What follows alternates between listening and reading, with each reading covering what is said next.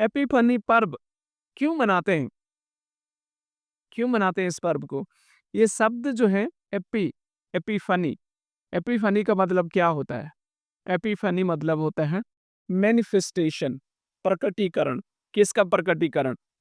प्रभु यीशु मसीह का। जैसे हमने यूहन्ना में भी इस बात को पढ़ा, और जो आज बाइबल के पाठ पढ़े गए, उन बाइबल के पाठ के आधार पर हमारे प्रभु यीशु मसीह जब इस दुनिया में आए, और उन्होंने जब बपतिस्मा लेने के लिए वो गए, तो स्वर्ग से एक आवाज आई, यह मेरा प्रिय पुत्र है।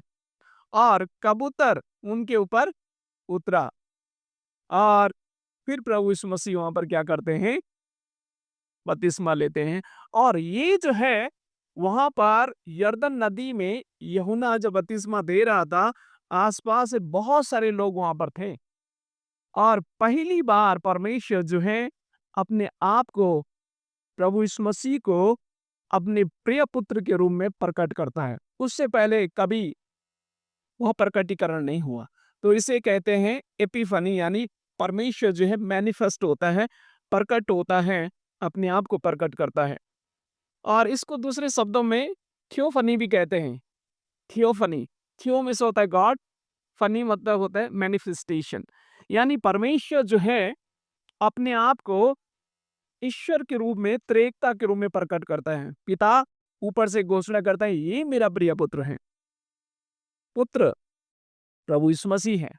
पवित्र आत्मा कबूतर के नाए उतरता है, तो त्रिएकता का जो वहां पर प्रकटीकरण होता है, यानी परमेश्वर जो है स्वयं को प्रकट वहां पर करता है। तो ये जो पर्व है, ये बहुत ही महत्वपूर्ण पर्व है।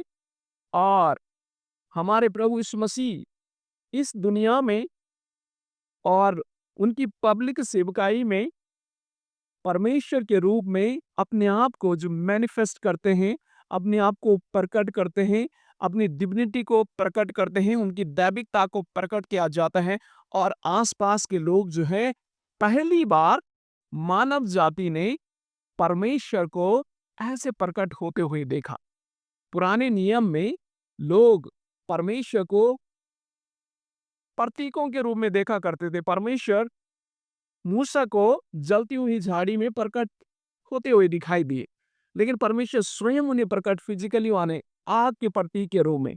इजरायली जब लाल समुद्र में होकर के जा रहे थे, तो परमेश्वर उनके लिए मार्ग वहां पर खोल देता है और उनके लिए रास्ता खोलता है। लेकिन चमत्कारों देखते हैं परमेश्वर के कार्यों को देखते हैं, लेकिन परमेश्वर को अपने आंखों से प्रकट फिजिकली देखते नहीं। लेकिन यहाँ पर प्रभु यीशु मसीह जो है, यहाँ पर इस धरती पर जो है पब्लिक रूप से एक घोषणा भी होती है कि मेरा प्रिय पुत्र है और मैं इनसे बहुत प्रसन्न हूँ। तो पूरी मानव जाति ने परमेश्वर प्रभु यीशु मसीह को प्रकट होते हुए यहाँ पर देखा है। तो यीशु मसीह कौन है? यीशु मसीह परमेश्वर का पुत्र है और स्वयं परमेश्वर है। अगर लिटर्जिकल प्रार्थना को अगर बड़ी ध्यान से आपने सुनी है, तो उत्पत्ति से लेकर प्रकाशित वाक्य तक परमेश्वर किस रीति से अपने आप को प्रकट मानव जाति के लिए करते हैं। अलग अलग समय में अलग अलग प्रतीकों के रूप में परमेश्वर अपने आप को प्रकट करते हैं, लेकिन यहाँ पर जो है स्पष्ट रीति से, पूर्ण रूप से परमेश्वर अपने आप को क्या करते हैं?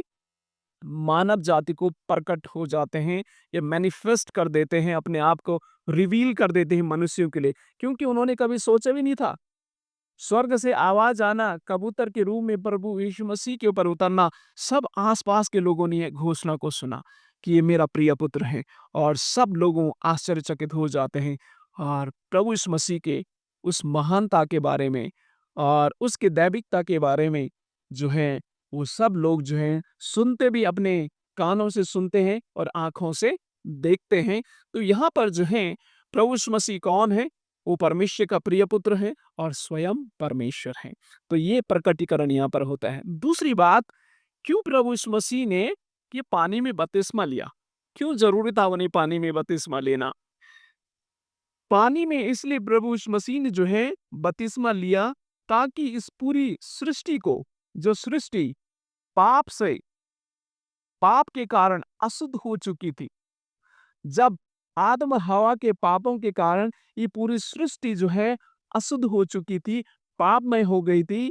प्रभु यीशु मसीह ने इसलिए बपतिस्मा लिया ताकि पूरी जो सृष्टि है, जो अशुद्ध हो चुकी है, पाप में लिप्त हो चुकी है, उस सृष्टि को प्रभु यीशु मसीह पुनः फिर से क्या कर सके? शुद्ध कर सके और पवित्र कर सके, उसे सैंक्टिफाई कर सके और उसका पवित्रीकरण कर सके। इसलिए प्रभु यीशु मसीह जो है उस पानी में जो बपतिस्मा लेते हैं, क्योंकि पानी का बपतिस्मा, यूहन्ना का बपतिस्मा वो तो पाप का बपतिस्मा था, पाप से पश्चाताप का बपतिस्मा था। तो प्रभु यीशु मसीह वो तो परमेश्वर थे, वो तो पवित्र थे, उन्होंने कोई पाप नहीं किया, उन्होंने कोई गुनाह नहीं किया, क्यों उन्हें जरूरत पड़ी? अगर लिटर्जी में बड़ी ध्यान से आपने सुना है इन प्रार्थनाओं को, तो आदम और हवा के पाप और गुनाहों के लिए प्रभु यीशु मसीह इस संसार में उस बपतिस्मा को लेते हैं और वो जो सृष्टि जो है अशुद्ध हो चुकी थी और वो सृष्टि जो पाप मुक्त हो चुकी, जो पाप में लिप्त हो गई थी, उसे मुक्त करने के लिए प्रभु यीशु मसीह वहां पर बपतिस्मा लेते हैं और ये पूरी सृष्टि जो है फिर से प्रभु यीशु मसीह शुद्ध करते हैं। अगर आप न्यूज़पेपर में पढ़ेंगे और आप गूगल में सर्च करेंगे, अन्य कलीसियाओं में जो रशियन चर्च हैं, ऑर्थोडॉक्स चर्च हैं, ईस्टर्न चर्च हैं, वो क्या करते हैं, जो बहता हुआ पानी है, उसमें लोग बड़ी धूम-धाम से शुभ यात्रा निकालते हैं।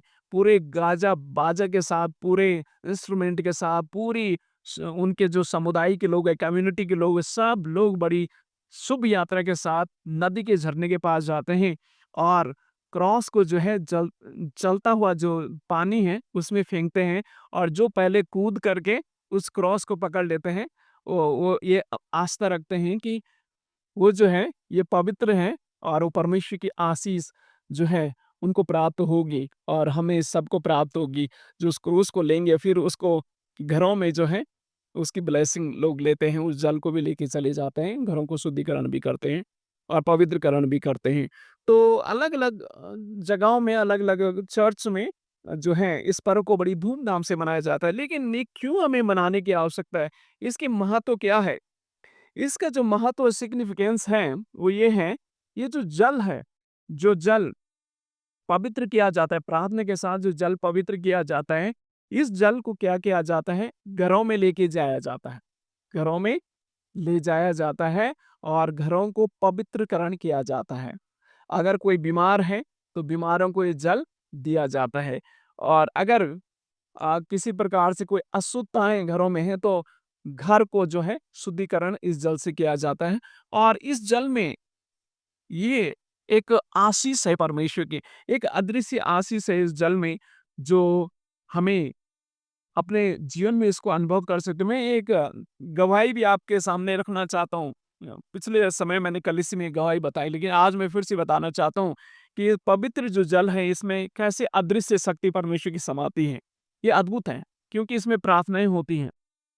ये सितंबर के महीने की बात है और मेरा जो ये बेटा है 2 साल का लड़का, इसको कहीं हम किसी परिवार में किसी का देहांत हो गया था तो वहाँ पर शाम को हम गए थे। पर वहाँ से लौटने के बाद जो है पूरी रात जो है बच्चा सोया नहीं, बहुत रोया, बहुत ज़्यादा रोया।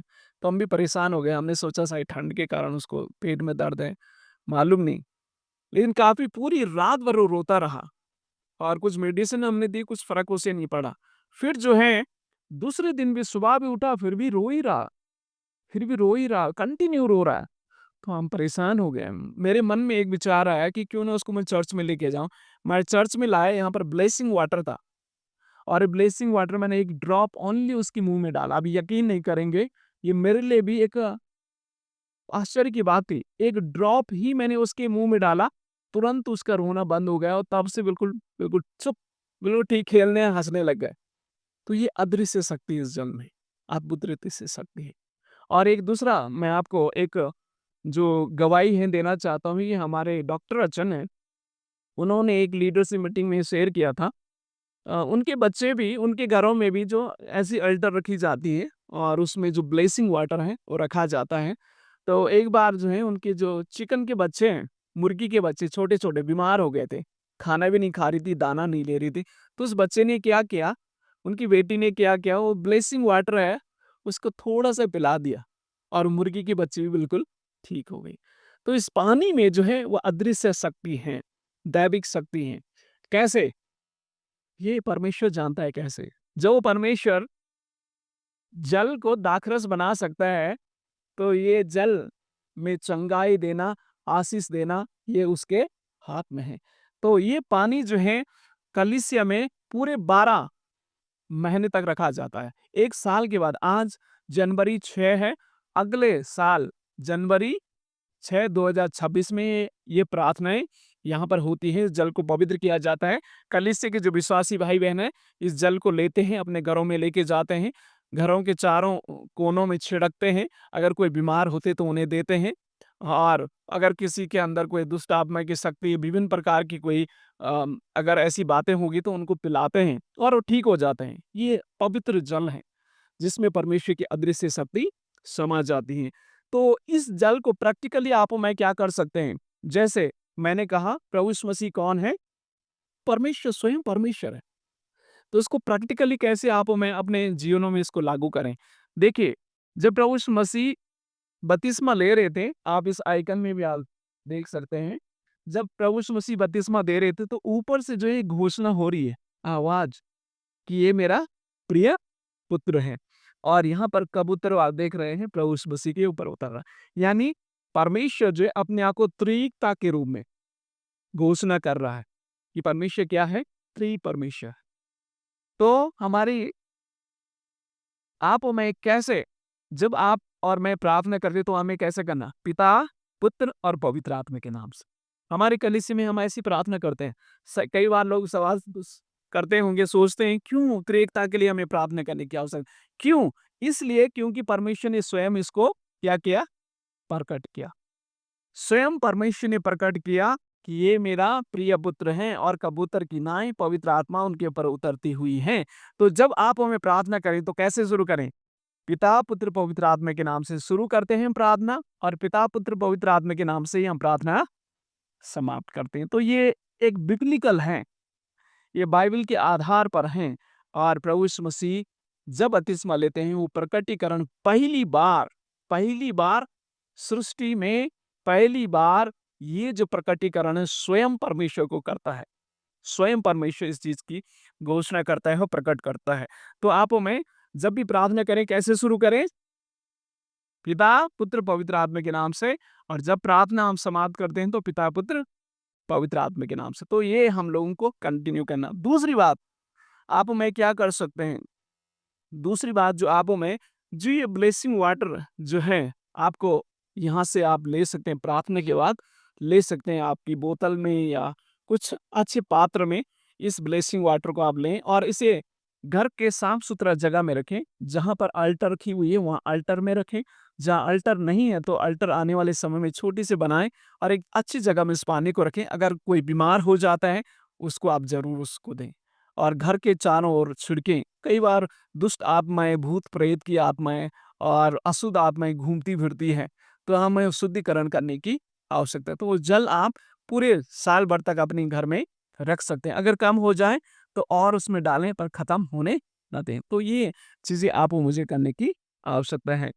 तो परमेश्वर हमारी मदद और सहायता करें और जब हम इस पर्व को मनाते हैं, इस पर्व की प्रार्थनाओं को जब ध्यानपूर्वक से सुनें, अपने कानों को साफ रखें, ध्यानपूर्वक इन प्रार्थनाओं को सुनें। इस प्रार्थनाएँ जो हैं बाइबल से भरी हुई प्रार्थनाएँ हैं और ये आशीषमय प्रार्थनाएँ हैं और आप देखें भी और सुने भी इन प्रार्थनाओं को और आशीष को प्राप्त करें। परमेश्वर हमें आशीष दे।